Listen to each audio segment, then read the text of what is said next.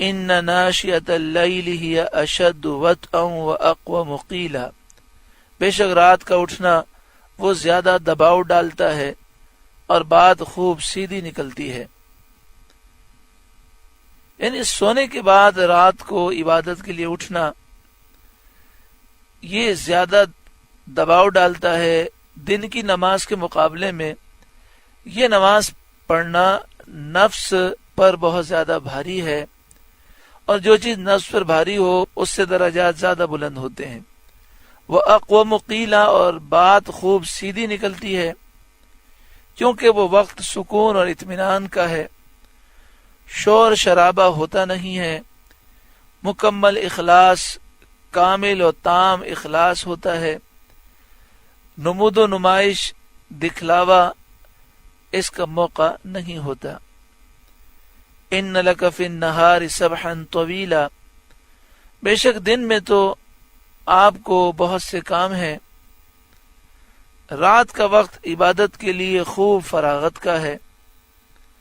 وَاذْكُرِ اسْمَ رَبِّكَ، اور اپنے رب کا نام یاد کیجئے۔ رات و دن کے تمام اوقات میں تسبیح، تحلیل، سبحان اللہ، لا الہ الا اللہ، نماز، تلاوت قرآن شریف، علم کا درس وغیرہ کے ساتھ اللہ کو یاد کیجئے۔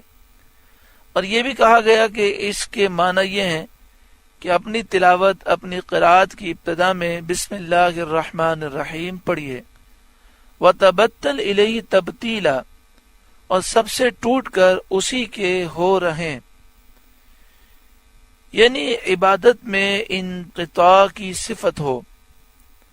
جب انسان عبادت کرے تو ہر ایک سے وہ قطع تعلق ہو جائے۔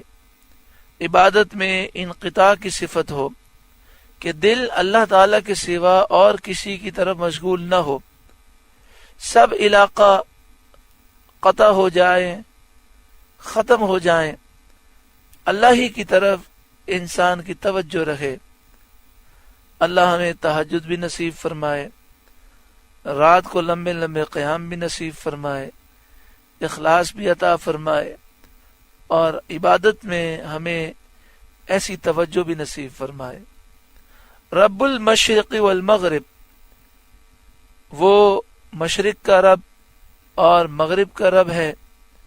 لا الہ الا ہو، اس کے سوا کوئی معبود نہیں۔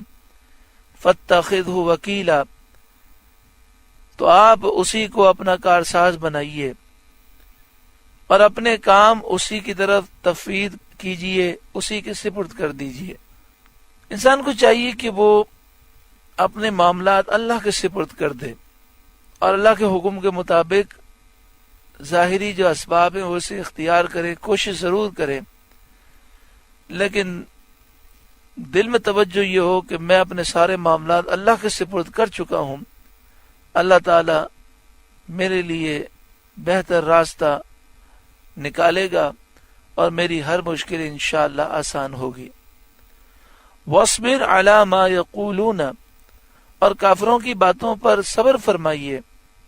وَاهْجُرْهُمْ هَجْرًا جَمِيلًا، اور انہیں اچھی طرح چھوڑ دیجئے۔ وَهَذَا مَنْسُوخٌ بِآیَةِ الْقِتَالِ، فرمایا گیا کہ یہ آیت جہاد کی آیت سے منسوخ ہو گئی،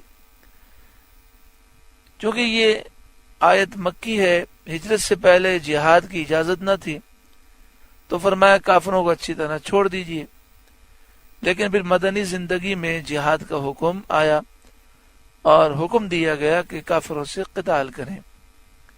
وَذَرْنِي وَالْمُكَذِّبِينَ أُولِي النَّعْمَةِ، اور مجھ پر چھوڑ دیجئے ان جھٹلانے والے مالداروں کو۔